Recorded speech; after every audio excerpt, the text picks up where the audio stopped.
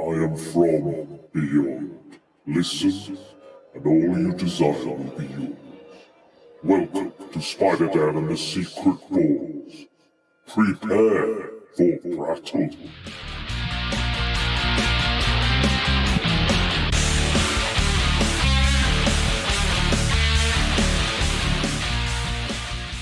Welcome to Prattle World. I am your host, the ever-amazing, ever-spectacular Spider-Dan, and in this podcast, I spotlight entertainment's best-kept secrets that a mainstream audience may find boring.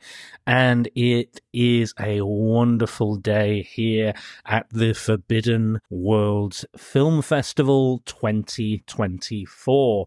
I absolutely loved my experience last year, so this year I contacted the festival and said, please let me cover your festival, officially as part of the media team, if you'll allow me to do so. And luckily they accepted my application, and I'm now one of the official media on the media team doing the festival and talking about the festival this year. I'm blessed to be a part of this wonderful festival. I applied last year. I didn't quite make the cut, but they said, try again next year. And I've got it. And I'm so happy and so blessed to be on it. It's a wonderful event that celebrates our history, our past in creativity, in filmmaking, through genre, exploitation, films and cult films especially, which is absolutely my bag. If you know this podcast, you know it well. I absolutely adore the obscure, the weird, the strange, the unusual, the underappreciated, the unacknowledged, the unsung creative efforts of creators, and again, those forgotten gems, the diamonds in the rough that we are constantly searching for on this show. Again, are they all diamonds in the rough? No, definitely not. But I have to say, what Forbidden Worlds Film Festival is doing, this is exactly what I want a film festival to be. It is a celebration of all those things and so much more, bringing people together, again, celebrating how far we've come maybe as a society and as people, but still acknowledging the past and celebrating the past and the people that brought us closer to the kind of cinema we're getting now, the grand epic scale of cinema. But yeah, it's a wonderful event. I can't thank the team, so Tessa and Tai Singh and everybody on the Forbidden Worlds Film Festival group, the curators of this event. It's absolutely wonderful, and they've kicked it off in the best possible way. Unfortunately, I didn't see the very first film, which was Speed, which I'll talk about shortly, because I had another podcast I had to record, because I had to finish off our Comics in Motion examining X-Men 97. I'd missed 2 episodes technically, even though I sent my recorded thoughts in, but I couldn't miss that because it was just too important for me. So unfortunately, I had to make a hard decision to miss seeing Speed. And luckily, I watched it the night before, so I can tell you my thoughts on it and kind of the things that occurred. But they're very busy, the team here at Forbidden Worlds, getting on with so much, and again, just it's a great little venue. It's nice, it's compact, it's intimate, but it's fun, and everybody there is having a great time. Even just the energy and the vibe is wonderful. And again, unfortunately, I did miss that first film, but I'll talk about it briefly and in my thoughts on Speed. They were showing it because it's its 30th anniversary, 30 years of Speed. And that's to make a pun. It has gone quite fast. I was quite young when the film came out, but I won't keep my powder dry. It's a classic. It's an absolute classic, of the action movie genre, of that Die Hard type era, and that's exactly why. But I just have to say, they've kicked it off in a glorious fashion. Now, every year they try their best to get the creators of the said films to do interviews or introductions rather, and talking about their experience on the film, be it writers, directors, producers, actors, behind the scenes, stuntmen, special effects wizards, like, all the people that we talked about. I talked about last year, that the festival, like Stan Winston and Phil Tippett, all those wonderful, wonderful, crazy creators that brought cinema to life in so many ways. So that's wonderful.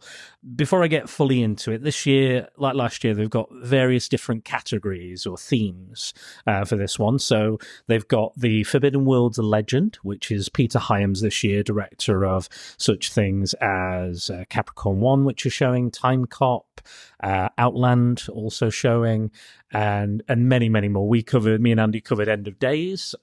Probably not one of his best, I'll be honest. I love 2010, the year we made contact, as well as a sequel to 2001. I think it actually is quite good. Not saying that 2001 is bad or any lesser for it, but it's a very different animal. But I enjoyed what they were doing with that film. Some great performances and everything. So I absolutely love his work. Running Scared as well, which I might cover maybe at Christmas. I'm not sure. Maybe me and Andy will do that one. I've not quite decided. But that's a cool little buddy cop, kind of Lethal Weapon. Billy Crystal and Gregory Hines are in that wonderful, wonderful kind of buddy cop movie. Lots of humor and stuff. But yeah, he's wonderful. I love him as a director. I think, I think they're showing Time Cop, which is arguably his best one, maybe. I don't know. You decide. There's too many, or maybe Outland. But then Capricorn ones are very good.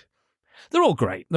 Just, yeah, I can understand why they probably didn't have End of Days on there. I'll just say that much. As much as I enjoy End of Days, go listen to that podcast and you can hear my thoughts on it.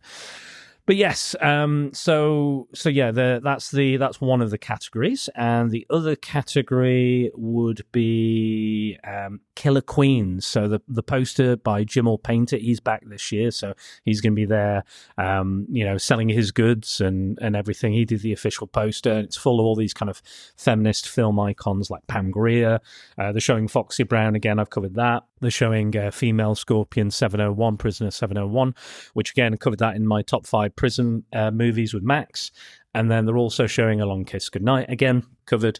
And then I'll leave links to all of those below if you haven't already listened to those for like full feelings on that, on those wonderful films. I'll go through them briefly each day, but I've already kind of said my piece on those. So I'm not going to go into too many details into the films I've already seen.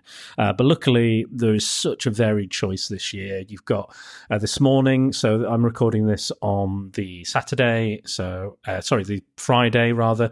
So I'm talking about everything that occurred Thursday night. So just a wonderful variety. This morning they're showing some Soviet sci-fi, which I've never heard of. So I'm in the right place. If even I haven't heard of the cult and obscure films that they're showing, these are my people.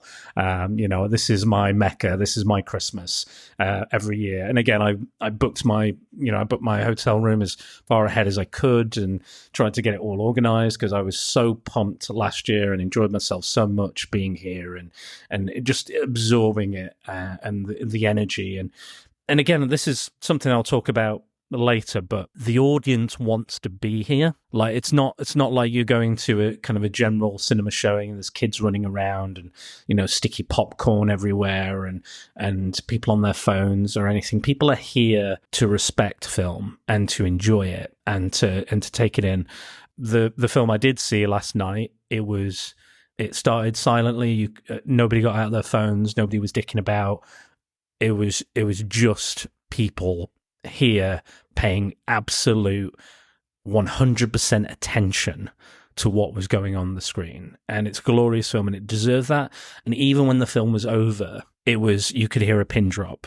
That opening again is relatively quiet for that film, but you can hear a pin drop then, and that's how effective that film is, but also how respectful and deeply committed the audience is to not only this festival and what it represents, but in general, the amount of respect and admiration, and probably some of the best audiences I've been in a film with. Again, it's not like people aren't allowed to laugh and enjoy, and there was definitely humor in parts of the films that I watched, but it just struck me, going to a cinema, and I saw, I think, The Fall Guy the other day, and it just struck me how many people are up and down, running around, doing stuff, distracted, going out to get food, going to the toilet is fine, don't get me wrong, but you can just feel that energy, that kind of restless energy. And there was not a single person last night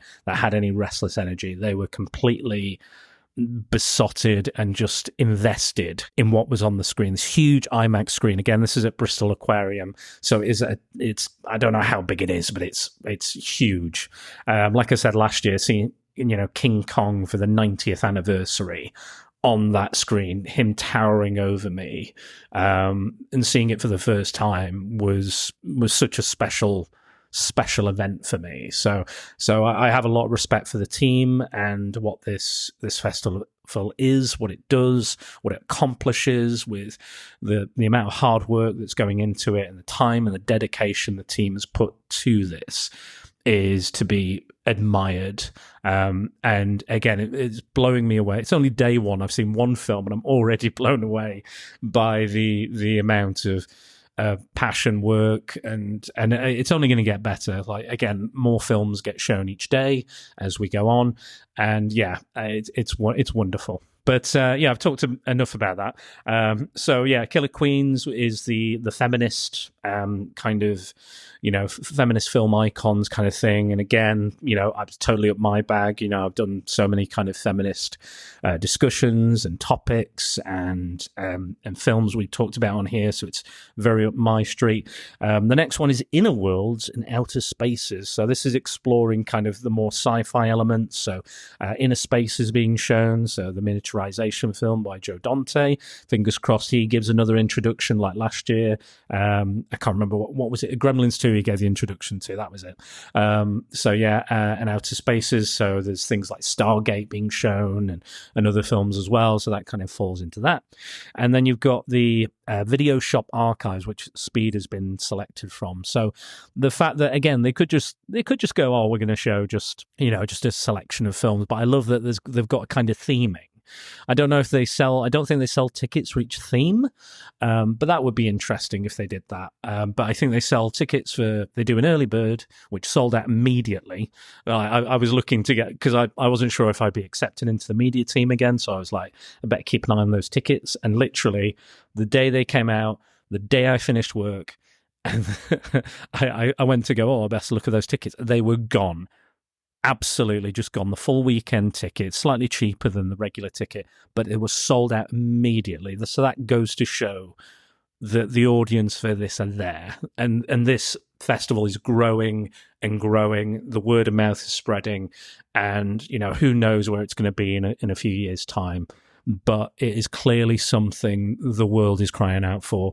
Bristol, the UK, we need more events like this, and I 100% appreciate, and I'm just in awe of what they're doing and accomplishing. It's incredible. But yeah, you can buy weekend tickets. You can buy the full festival ticket. I think you can buy day tickets or a weekend ticket maybe just for the weekend. And I think you can then buy the individual screenings. Tickets are still available, but they will sell out. Speed sold out last night, the one I missed. So probably best I didn't end up attending anyway. It gives somebody else a chance to see that. So yeah, speaking of Speed, those are all the categories for it and everything. But Speed, 30th anniversary, and it got a special introduction. Unfortunately, I missed it, but luckily, if you're not here, not long after the screening of the film, Forbidden Worlds will upload the unique and exclusive introduction. The audience sees it first, but then shortly after, I think an hour or so after, usually it's up on YouTube as well. So even if you're not at the festival, you can still enjoy that introduction from the stars, directors, and cast and crew, whoever's involved. But yeah, this time we got an introduction by Jan De Bont, who is the director of Speed. He's a very unique guy, very He's very. He seems like almost like a wizened wizard, almost this European wizened wizard. The way he's talking about it, he's very artistic, and but he knows what the audience wants. He knows how to do it. He knows how to get it. And he talks about in the introduction that he wanted the actors to do the stunts and I think he says this with respect, but he says, I want to see, stuntmen. It's very mechanical for them, but the actors, they're living it, and then they get a real reaction because they are a little bit afraid because it's not something they do every day. So it kind of, I after seeing like The Fall Guy and watching The Stuntman recently, which I highly recommend if you haven't seen 1980s The Stuntman, check that out. It's brilliant. Maybe Forbidden Worlds will put it on the next year's kind of film festival curated list. Who knows? But I do recommend that. Peter O'Toole is fantastic in that. After seeing The Fall Guy, I was reminded of that film. I watched it.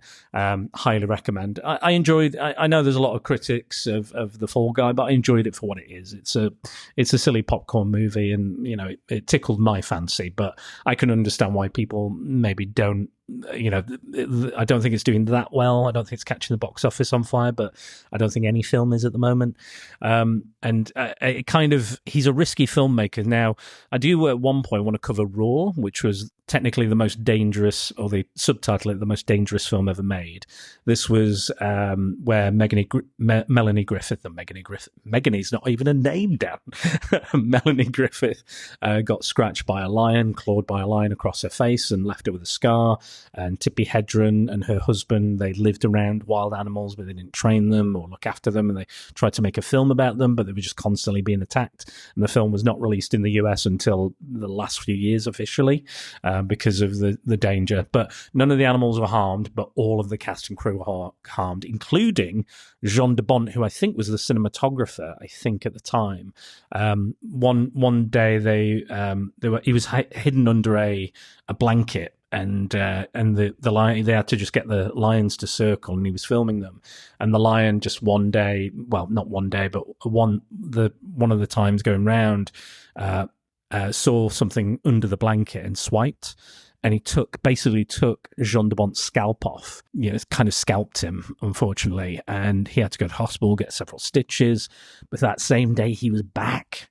He was back filming after being swiped by a lion, like having his entire, not entire scalp, but I think it was just pretty gnarly slash, but that's kind of shows how dedicated he is.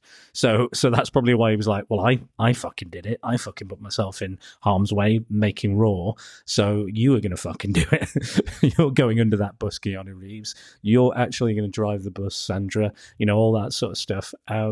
Wonderful little introduction. And then we have the writer and the producer also gave a very brief kind of introduction as well. So Graham Yost and Mark Gordon, the producer. So they were talking about how initially it was at Paramount and they put it into Turnaround, and then it went over to 20th Century Fox, who ended up making it. But I think they were talking about Runaway Train as well. He was saying that originally it was we've talked about that again, and that's on our top 5 Prism movies with Max. We talked about that and how it was originally an Akira Kurosawa idea. And again, the writer, Yost, thought it would work better if it was a bus, and it was a bomb, as opposed to just that they can't stop it, they can't get to the controls kind of thing. And again, I like Runaway Train, don't get me wrong, but it's not Speed. At the end of the day, it's not Speed, is it? And again, that kind of is sort of a slightly forgotten film. It's a canon film. Again, I like it a lot. I enjoyed it. But again, Speed, again, not keeping my powder dry, but it's a masterpiece. So let's talk about Speed. I forgot how good the score is. The score is so intense, and speaking of tension, it holds that tension. There's a lot of like dun dun dun dun dun dun dun dun. I can't remember the score right off the top of my head. It reminded me a lot of like the Metal Gear Solid score as well. Like, there's a lot of that kind of like that power and that punch to it, and it really helps. Like I think the music is probably the most underrated part of it. From what I know, people talk about the bus sequence, they talk about Dennis Hopper and the bit where Jeff Daniels gets blown up, but the fucking music is superb. I don't know who did the score off the top of my head, but it's a wonderful, wonderful score, and I forgot just how good it is. Dennis Hopper is an incredible presence and villain. He really, really works. He's clearly having a great time. Jeff Daniels is this kind of like slightly jaded senior officer who's kind of mentoring Keanu Reeves, and Keanu Reeves kind of and again he's young, he's brash, he doesn't really give a fuck. He talks about shooting hostages, but then he's put in that situation where he has to get all the hostages out safely, and you can see throughout the film he's growing more and more kind of, you know, he bonds with the people on the bus, he makes friends with them, and all of those actors are phenomenal on the bus as well. Like all these little bit players, they're all brilliant. I love how diverse that bus is. That really kind of represents LA for me, and you know, all that kind of you know, tension as well between all the different cultures, races, and religions and stuff that are at play there, and you know, it's kind of a melting pot, but which I love as well. It really works. You know, you've got the guy who thinks, you know, the Latinx or Latino guy who thinks he's coming for Keanu's, you know, it's coming for him. But yeah, and you've got Gigantor, as he's been nicknamed in it, and the guy from Ferris Bueller, who's this kind of nervous, weedy, panicky guy, and then the mum from Donnie Darko. Again, I'm blanking on all their names, but you know, her Twilight Sparkle, I think is what she calls the dance troupe in Donnie Darko. That's who I always think of her as. But she's fantastic in this, and plays that kind of same sort of character that she always kind of plays, but it really works for her. And I think she's one of those faces, you know, and you've seen her in a lot. You know, what is that line in Donnie Darko? I sincerely doubt your commitment to a Twilight Sparkle, or something like that. Again, that'd be a good one to show at the festival, Donnie Darko. But yeah, so yeah, it's wonderful. Again, the action set pieces are amazing. The stunts, the intensity. I will say towards the end, I kind of was a bit like, there was kind of a few holes for me, like, you know, this train track also isn't fully finished. Oh, really? What a fucking coincidence. I was like, to be honest, I think it's a great little stunt with the train at the end, and it comes through, and the miniature, I think it's a miniature anyway. Really, really cool. But yeah, I don't know if it really, it just feels like it kind of peters out after the bus a little bit. It kind of peters out, and that last section I kind of could have done without. I don't think I really needed it. I mean, I appreciate the stunt and what it was. Also, I'm not sure how Mac is able to contact Keanu on that train. How does he know he's on that train, and how does he also... how is he able to contact him? And again, I feel like it's just kind of ripping off the thing from earlier, or because like the thing is like, oh shit, the highway isn't finished. Like, are you fucking joking? You also happen to be on a train that's not a train track that's not finished. Like, does LA need to? Is anything finished in LA? Is any of the transportation actually working and fixed and running? You know, I get there's obviously all this work and maintenance work that goes on, but I just thought that was a bit of a coincidence. I think they were really pushing the kind of my suspension of my disbelief by that point. Again, that's my only real niggle about it. I think all of the kind of everything, just, I mean, it's great. You know, Jeff Daniels, you know, just brilliant. You know, just all the cast is great. Sandra Bullock is great. I used to never be that keen on Sandra Bullock, but over time she's kind of grown on me. I'm not sure why. I just kind of, there was something about her I just didn't gravitate towards, where other actors I would. But, you know, she's grown on me. But, you know, I don't know, maybe it was the amount of rom-coms she did and the quality of rom-coms, maybe. Just, you know, I was like an edgy teenage boy. It probably didn't really appeal to me, those type of things. But I like my rom-coms, don't get me wrong. I thought Practical Magic was a lot of fun. I had a lot of fun when we did our top 5 witch movie podcasts. But yeah, really, really, really good. You know, just a classic. Everyone knows it. Everyone's seen it. If you haven't seen it, why haven't you seen it? Watch it now. It's phenomenal. And again, it just goes to show just how, you know, there's something about like 90s thrillers. I don't know what it is, but like I know it's more maybe an action thriller more so. And the film I'm going to talk about next is more of a thriller, but There's something about the 90s. I'm a 90s bitch. I've said it before. I'll say it again. I absolutely am. And that's why I kind of appreciate it. But yeah, Keanu's great. Very believable, very intense, very, in the moment. And I think, it takes a real quality actor to keep that intensity and to keep your audience engaged and with you and empathize with your plight and the plight of the people on the bus. And again, I think the actors are, it must have been exhausting, this shoot, because it's just raw intensity constantly that they have to show and showcase and let you know about, just show that and get that through on screen to the audience they were saying in the introduction that, this film is going to work, and the writer and producer were like, why? Because people are walking out backwards to the toilet because they don't want to miss a second of it. And yeah, absolutely. You don't get up. I didn't look at my phone once, again, which is a good sign of a film, in knowing how distracted I am and how neurodivergent I am. I thought it was just superb. And again, you don't need me saying this. We've all seen it. Most people have seen it. Most people have done it.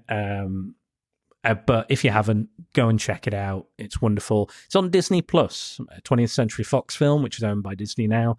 So it's available on Disney Plus. So if you have a Disney Plus, go and watch it. And then you can go, if you want, go on YouTube and watch Forbidden World's introduction first, from the producer and from the director and writer. And then why not check out the film as well? You can do a little nice. You can pretend like you're here, but you should be here, and you should be here next year. And if you're not here this weekend, get here. But I wanted to say that Tai Singh's book as well, I'll leave a link for that, but I believe Graham Yost helped kind of do the intro or the foreword, or helped compile some interviews and things for his book. I'm not entirely sure his involvement entirely, but I know he's involved in Tai's book. And again, I'll link it in the show notes for us. But just a wonderful film, and what a way to kick off the festival, even though I wasn't there. But it was jam-packed. Everyone was there. Everyone wants to see that and experience it on the big screen. Unfortunately, I kind of wish I did, but needs must when it comes to things. You've got to make hard choices in life, and that was a hard choice for me to make. But I didn't really want to miss finishing the whole X-Men show off. But yes, and then moving on to the first film I did see, which was Blue Steel. So Kathryn Bigelow's Blue Steel. Now, I talked about this a little bit when I spoke on Femme On Film, or Femme On, the Femme On Collective as it's known now, where we talked about Near Dark, and I think that is probably her masterpiece. But I think most of her films are good, like Point Break, Hurt Locker. Zero Dark 30 wasn't for me, but it just wasn't my bag. And I think that might be because did she write it? I'm not sure, but yeah, that one in particular. But I love her work. I love what she kind of represents, and the kind of groundbreaking, trailblazing career she's had. We don't get half the female directors. We don't get a Greta Gerwig. We don't get all these amazing female directors that are coming through now without people like Kathryn Bigelow, or Rachel Talalay, or Jane Campion, or all these kind of avant-garde kind of filmmakers who started in their artistic art house indie scene and kind of grew into the successes they are now. Again, was the world ready for a Kathryn Bigelow? Maybe. Could she have told different stories? In today's society, probably she could have told the story she really wanted to tell, maybe. But I think that she kind of fell into this kind of almost genre mold, which kind of made her. And again, like, she's a big inspiration for me. I don't think this podcast would be here without Kathryn Bigelow and her work. And I've said that on that podcast as well with Ria, so go check that out, and all the wonderful work the Femme On Collective, are doing. So yeah, go and listen to all of their stuff. It's brilliant. Just superb work, all from everybody there. But yeah, so we got there was no kind of video introduction, so we didn't get a Jamie Lee Curtis or a Clancy Brown or a Kathleen Kathryn Bigelow, which would be nice, but it's not always possible. So, and I know for a fact that the Forbidden Worlds Film Festival team would have been bending over backwards to try and make that happen. So if it was going to happen, it would have happened, but unfortunately not. But again, not so bad. We got a lovely introduction in person by Tarah Judah, who talked about Susan Sontag and all of the kind of inspiration and her entire career and what she represents, what she's exploring in this film, the kind of the penis as a gun, and the women not being taken seriously in male driven careers. There's a lot they're exploring while still having an entertaining action thriller. It's wonderful. You've got, again, I said Clancy Brown's in this, Ron Silver's in this, doing a maniacal kind of villain performance. They're all wonderful. It's chock-a-block with actors that Tom Sizemore's in this. I want to say Richard Jenkins, the dad from Step Brothers. He plays a slimy lawyer in this. You'll see a lot of faces. Elizabeth Pena's in it as well. Just a wonderful cast in general. The writing is red hot. It was co-written by Eric Red, who wrote The Hitcher and co-wrote Near Dark. So again, absolutely slaps, as the kids would say, the script. Again, it's not, I don't think it's perfect. I do think maybe Ron Silver's performance, it goes from kind of absolutely maniacal and insane to kind of more seductive and calculated kind of flips in between the two. I don't know if maybe we needed a bit more development there, maybe, but again, I think it kind of works. They're talking about the patriarchy and the misogyny of the world, and being a policewoman in that, and having to deal with her bigoted, abusive father, and then her trying to have a love life while still trying to, do what they do. And they're talking about kind of gun control in here as well. I mean, I'm reading a lot into it, but I think this is the kind of things that they're exploring, and kind of the Son of Sam elements. There's kind of an inspiration there that it was the same gun and killer and things. Apparently Vigo the Carpathian, the actor who played Vigo, was the original choice for Ron Silver's character, Eugene Hunt, I think the character's called, which would have been a very different film, I think. I don't think you would have had him seducing Jamie Lee Curtis somehow. I don't know. But yeah, that would have been an interesting choice. There was also apparently a scene written where Jamie Lee Curtis was going to be running around with a gun naked, which she turned down and said, "I'm not doing that," which I think is I think that was a good choice. She was talking about her this is her quotes from IMDb. She said, "I don't want to be trying to be taken seriously when everyone's watching my breasts flop about." And I think that's a fair point. I'm sure Kathryn Bigelow went, "Yeah, we'll cut that." Again, it's a very sexy, sleek, stylish film. The cinematography, I heard someone talking about the cinematography as I left, and I was like, yeah, absolutely. The cinematography is fantastic in this. Again, not sure who did the cinematography. Look them up on IMDb, you'll find them quite easily. But yeah, I just thought, what a superb looking film. And again, like I was talking about, that audience was absolutely silent, wanting to hear everything about, and even the introduction by Tarah Judah was fantastic, and she, gave us the whole kind of history of Kathryn Bigelow and what she means and what this film represents as well. Just really, and unfortunately I missed a little bit of it because I was a bit late, again, kind of coming off the back of that X-Men podcast.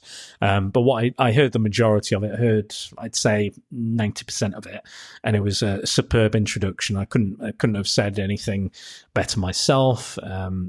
And again, just honouring the legacy of Kathryn Bigelow and her work, and talking about dude bros and things like that. It was really, really good, and I think that they clearly picked somebody who absolutely adores Kathryn Bigelow and respects her place in cinematic history. So yeah, excellent introduction by Tarah Judah again. But yeah, it's great, and it positions Clancy Brown as this romantic lead, which I find really interesting.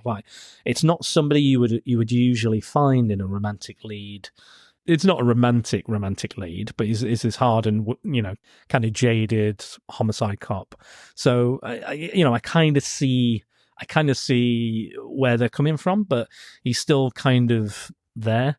I do feel like I could have done with maybe a scene or more too of Elizabeth Pena as well, and just kind of establish their friendship a bit more, because they kind of go, oh, how's the kids, how's this, I love you, you're my friend, and then she's trying to constantly hook her up with guys, and then she, spoilers, gets shot. So I was like, I could have maybe done with just a little bit more depth there, but I guess she serves the purpose. I guess you could argue she was maybe fridged, but also Clancy Brown kind of gets fridged as well. So I don't know. I think it has to happen to a degree with these genre films, because again, it gives her the motivation. But I think nowadays, if you wrote it nowadays, they probably wouldn't necessarily do that, given the kind of connotations and things.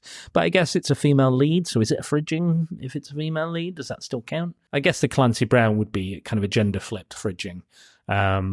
But yeah, we'd have to ask Gail Simone about that, see what she thinks. Yeah, I love her and her work as well. Brilliant stuff. But yeah, I love it. I think Jamie Lee Curtis is amazing in this. She has such power and agency while yet having vulnerability, while not being perfect as well. I think there's a lot of films that kind of depict the female character as kind of just, there's the Mary Sue thing. I don't see it in every film. I think there is, but I think this is a really good example of having a flawed woman, yet having power, yet having compassion, yet having, emotional beats. I think this is just overall, I think this is a wonderful, great action film, feminist film. Tara Judah talked about like Roger Ebert having a really weird review about it as well, and it sounds like he was going off on one, like, frankly. He said it was like Halloween, and Eric Red said it was like a female version of The Hitcher, which I kind of disagree with both of those, really. And I really like Eric Red's work. I love Bad Moon. I love The Hitcher. But yeah, I'm not quite sure if I buy either of those. I think it's a completely unique film, to a degree. I don't think you get, especially in 1990, don't get films like this anymore. Around that time, it was very rare you get one, a female director, and two, a female lead. And they even said, like, again, Tara said in her introduction, they wanted them to rewrite it for a man. And they were like, and Kathryn Bigelow stuck to her guns and went, absolutely not, because this is what this story is about. You rewrite it, you lose everything about it. It's just another generic action thriller. And again, that kind of misogyny and that confidence that he gets, that Ron Silver's character gets, Eugene Hunt gets, when he gets a big gun, he's got a big dick and it's hard and it does all the things. It's all very Freudian. It's all very Freudian. But yeah, it's all there. But yeah, an absolute banger of a film. I'm so glad Forbidden Worlds chose it. I was meaning to rewatch this anyway, so what better way to rewatch it in glorious IMAX on the screen, and yeah, absolutely, just a great film. But yeah, again, very small kind of minor issues I have with it, but I love it. I think it's really underrated in her filmography. We talk about Point Break, we talk about, I hear more people talking about Stranger Days than this, and The Loveless than this. This is kind of the one that kind of, falls between the cracks, really. So yeah, I'm really, really glad they put it on, and I'm glad they brought it again. This is what this podcast is all about: is bringing to light these forgotten films, and Forbidden Worlds is absolutely doing that. And again, so glad they're doing it. Again, you've got your popular films, you've got your really obscure films. Like I said, there's some Soviet sci-fi this morning, some real genre exploitation, cult hits, sci-fi. It's all here. It's all here. If you haven't been, or if you've thought about coming, do it. Just embrace it. Have fun. If you can find the time, if you can find, the ability to do it, I highly recommend, if you can't make this year, maybe just a screening or a show or a day or a weekend. Again, they're absolutely smashing it. I'm loving it. And that's it. That's all I've got to say. So that was day one of Forbidden Worlds, off to an amazing start. Really, really fun. Again, so blessed to be a part of it, even in a small way. I'm going to hopefully get some interviews with some of the people coming out with some of the films today, and maybe some of the volunteers as well. I'm going to try and do that. And yeah, we'll see how it goes. And then tomorrow's again a much bigger day. Not by much, but it's still got a lot of films on, and then Sunday, and then it's going to fly by. It's going to absolutely fly by. But yeah, we'll see how we get on. But I'll let you know what I have and haven't seen, or what's gonna happen. So I'll try and get all of those put out and have my thoughts kind of all tied up. But yeah, I'm going to call it a day there. But thank you again for listening, and I'll get these out as soon as I possibly can.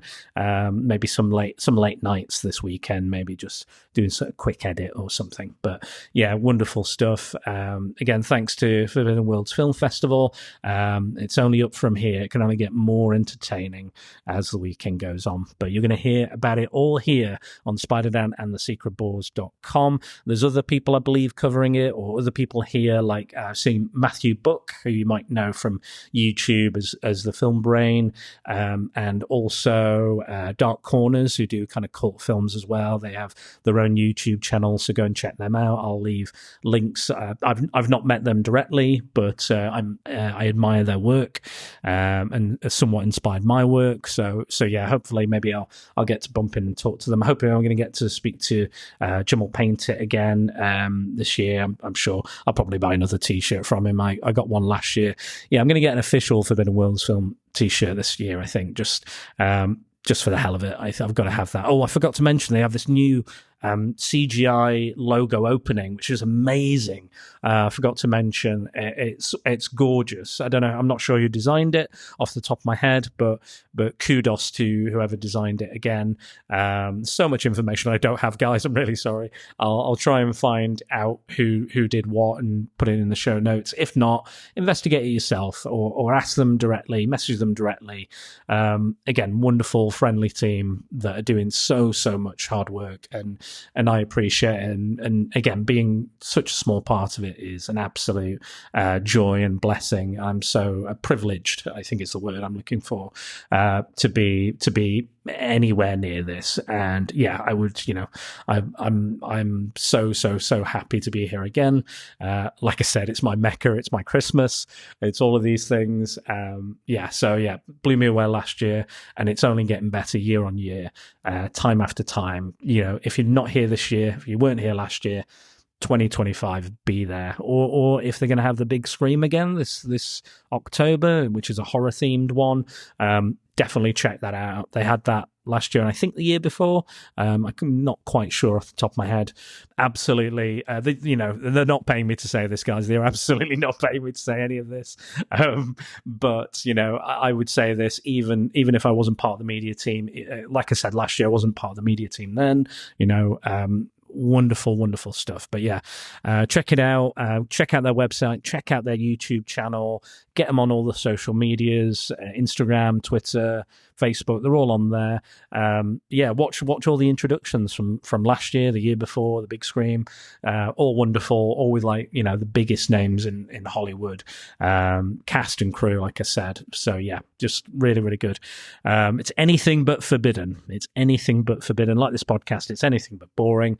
It is something unique, and it's a unique event that we should support, and we should, just, if we can't do it with our money, we should support it by telling people about it, getting the word of mouth out there, and sharing our experiences. So I hope people are loving it, because I know I am, and that will be me. But thank you, guys. You know where to find me. You can find me on Spider-Dan and thesecretboars.com. You know where all my patrons are and who all my patrons are, and I thank you. If you want to become a patron yourself, all the links are at the website. Again, www.spiderdanandthesecretboars.com. I'm running short on time, so I can't go into a full kind of outro that I normally do. But yeah, I've got to shower, shave, do all the usual things, and then I've got to get off and see the film, the first film today. But yeah, really, really cool, wonderful experience. And Forbidden Worlds, keep doing what you're doing, because you astound me. All right, we will. I'll see you tomorrow for day 2. Bye.